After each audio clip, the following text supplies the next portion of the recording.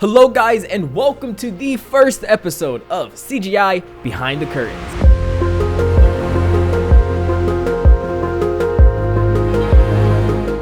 I want to begin this series to react and analyze CGI, the good, the bad, and everything in between. So without further ado, I have a few movies that we're going to analyze, so sit back, grab your popcorn, and let's dive in.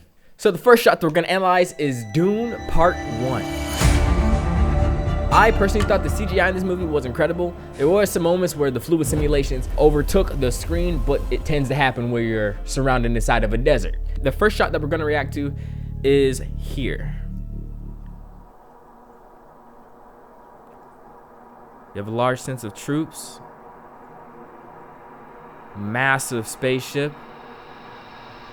One thing that I noticed with Dune is their spaceships are always really good. You'll notice that a lot of these buildings, a lot of the spaceships and vehicles, they have grid-like structures, and that goes to how they break and how they construct down into each other. They all have a similar theme. The modeling and the exteriors look incredible. You can also see the damage outside material from all the sand and all the dust. And when you're dealing with CGI and VFX, to make things perfect, you have to add imperfection. There's gonna be grains, there's gonna be dust, and it actually changes the reflectivity of that object or material. As the dust gets on, it's not gonna be a smooth, reflective shine. And because that shine is not there, you automatically associate that with real life. But when you're wanting to make more realism style for CGI, you want to add these type of imperfections. You can see the grunge on the bottom of the spaceship. You can see on the sides where the wind is pushing and creates the grunge that gets stuck in the crevices. The Dune does a great job with the vehicles here. One thing I have noticed is the scale of the soldiers. They seem just a tad bit off, because when you have such a wide shot here, you can't see the pole of the flag, so it kind of looks like a floating flag. It seems like when you pull it back, that the top of their heads would be touching at least the bottom of the flag. But then when you go back, you can clearly tell that these soldiers are not even close to touching the bottom of that flag. As a viewer, you don't really notice these things because you're seeing the shot for like 1 second or 2 seconds. You notice this a few times where a shot, maybe the hand, they don't animate the tip of the hand because it's interacting with the wall. It kind of distracts you because you're like, that's not how physics works. And that's just one of the tricky things to animate. It takes a lot of time to do that, and when you're working on a tight deadline, you have to sacrifice these kind of small details. The next shot we have here is this sequence. Yes. You can see how the sand also integrates into their bodies as well. Yeah, that's neat. I know with Dune, they also did a great job with their blue screens and green screens. Inside of Dune, you don't see green spills or blue spills or off feathering from the chroma key at all.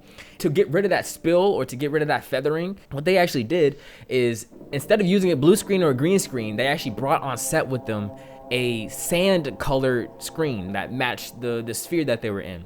So when they were filming on that sand colored screen, they were actually able to put that in post, invert the sand color screen, and then that sand color inverts into a blue color, which means now they actually have a blue key. When you integrate the sand behind the key, it actually looks like it's meant to be there. This really is a testament of just needing to find workarounds to get the quality that you want. And our last shot here, I actually want you guys to tell me in the comment section, how do you think they did this shot? I love the destruction in the background. And his fight choreography is amazing too. Yes. Do you think Timothée Chalamet did this stunt choreography and then they just added CGI around and behind him? Or do you think that all of this is CG and they just stuck Timothée Chalamet's face onto it? Let me know down in the comments how you would do this. So the next movie we're going to be reacting to is Kong Skull Island. This movie here, the fluid simulations took over. The fluid simulations covered so much of the collisions of the VFX. It hit a lot of the CGI. It still gave an impactful visual story, and it also captures the ginormous essence of Kong and the creatures that lived in the world. So let's go over the first shot. We have, yep, right away filled with fluid simulations. Just fluid sims.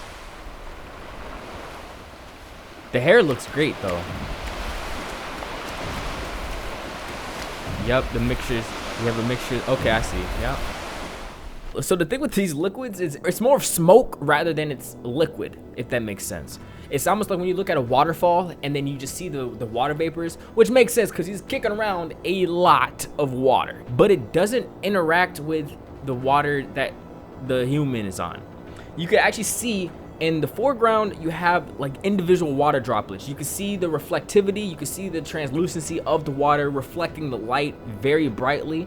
And then you look behind him and it's just smoke. There's no reflectiveness. But at the distance that where he's at right now and where the character is, it actually is two different types of water. It's the same body of water, but there's two different types going on here. And I understand why they did this, because trying to integrate water with real water at the same time at a rate where it looks real and interacts real, that is a nightmare that I don't even want to dream of doing. But one thing that they did a great job with the hair. There's different ways that you can go about grooming. You can have particle hairs and individually put them on your object. You can also have one act as a parent, and then you have children around that parent to create clumps of hair or strands of hair. And with Kong, they have a mixture of all different types of layerings of hair, and that just adds that sense of realism. The hair moves, it gets wet, it has different models, different textures to the hair. We will dive more into grooming on a future episode, but for Kong, this was excellent. And so in this shot, we have actually a fight scene. Let's take a look. Oh, yes, yes. When he strips the wood, oh, I remember this one, yeah. That's actually a nostalgic feeling for me.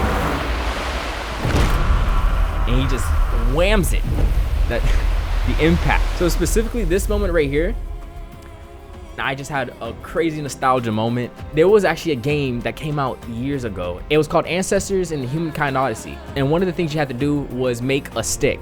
And how'd you end up doing that? Was you break a branch off a tree and you stripped it just like he did in the animation here. And it actually got me thinking, what if they used ancestors and their animations to strip the wood to guide the animations of how he stripped his wood here? So I got something to tell you. So as I was editing, I actually looked up the release dates of both productions, and Kong Skull Island came out in March 9th of 2017 and Ancestors came out in August 27th of 2019. So it's actually impossible how this correlation could happen. And yes, the particle cut. When you're filming, you also have shots to create impact.